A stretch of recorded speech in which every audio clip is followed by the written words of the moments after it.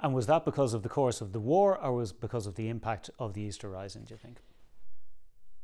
Once the war went on longer, firstly, Redmond and the nationalist leadership drop out of sight a bit. After all, they're essentially idle.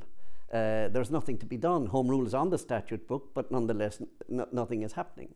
So that in effect, the war, as it drags on, and more particularly as casualties mount, brings a public shift of mood in any case, questioning war, worried about conscription, the high figures, mortality. It's not an adventure, a short adventure, where there will be a political outcome of it within 6 months. It's a long and wearing war, which in terms of community impact is now becoming a seriously depressing episode.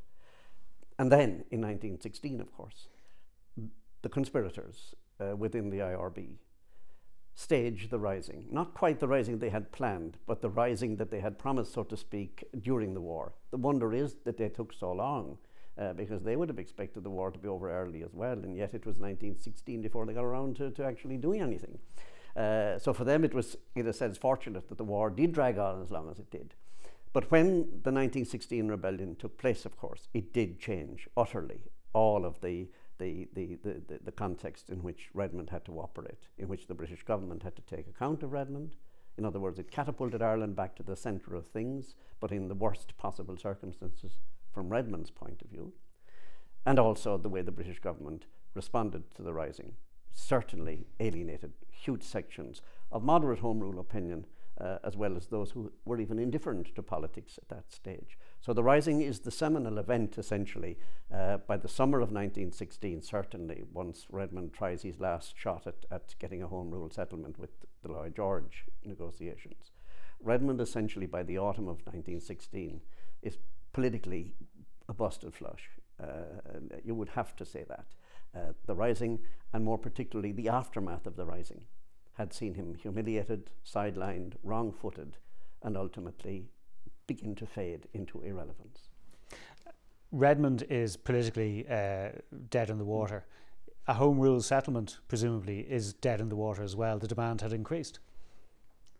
The 1916 rising restated, obviously, the demand of Irish nationalists.